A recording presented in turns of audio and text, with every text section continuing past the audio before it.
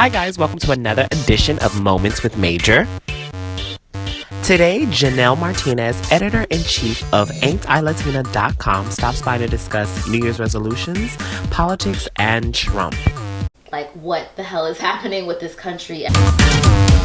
Hello everybody, we are here with Janel Martinez, the founder, editor-in-chief of AintILatina.com.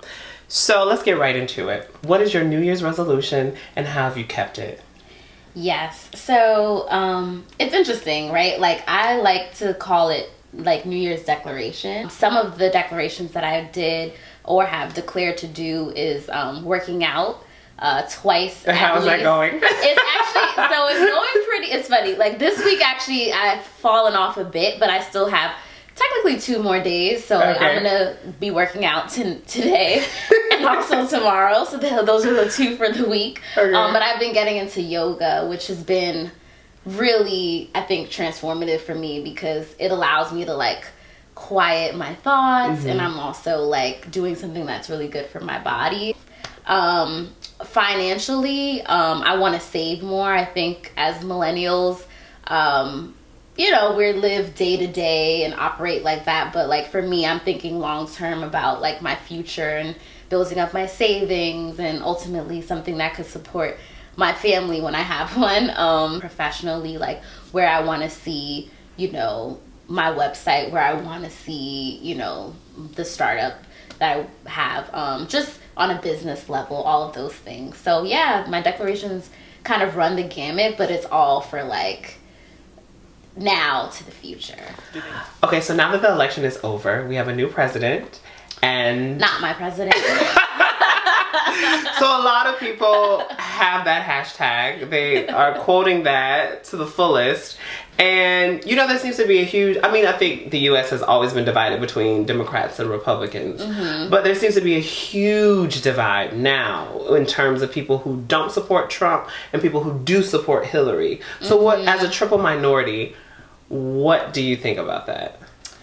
Yeah, it's interesting because for myself, as a triple minority, I don't feel like the legislation or even the government as it stands supports me as a woman of color, in particular a Black woman, Afro-Latina. Yeah, I don't feel like it supports me. However, with the election, I did go out and cast my vote. And we have seen, as Black women, we came out and we did what we needed to do. But there was a great number of women, not necessarily Black women, that decided to vote for Trump. And for me, that was actually 13% of Black men. Yes. 13%. Do you think it was sexism? Oh, I think, if we're being real, I think when it comes to the white women that voted for Trump, they chose whiteness over gender. And I feel like that was like, whoa. For the Black men that voted for Trump, I think, I'm actually not 100% sure as to why. I do think from conversations that I've had, religion played a part in that.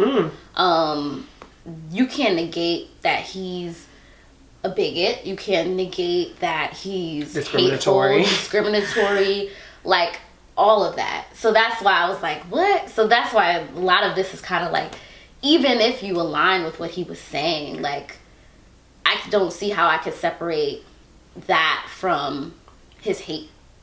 So, that was something. And I do think the country is still very divided because there are folks that still support him. And there are folks that are still wondering, what is the Democratic Party going to do to get this man either impeached or out of here, or like at least allowing him to feel accountable for what he's doing. And I am so thankful for women like Maxine Waters, who is really holding him to task.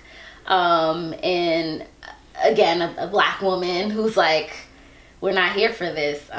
So I think we're in a really interesting space politically because Obama really stood for, in my eyes, the people, right? And I think there were a lot of things that he did that pushed the envelope for some communities, where others felt like, oh, we have to regain our power. And so the antidote for that was Trump, which is kind of crazy. But on a day-to-day basis, seeing some of the executive orders that he has, everything from, you know, the immigration ban to this wall that supposedly taxpayers are going to be accountable for. Which there is already a wall. There's already a wall separating the two countries. And the crazy thing is that is not the only way people get in. Like, what the hell is happening with this country, everything. Thank you guys for tuning in. Don't forget to subscribe to my YouTube channel and follow me on social media.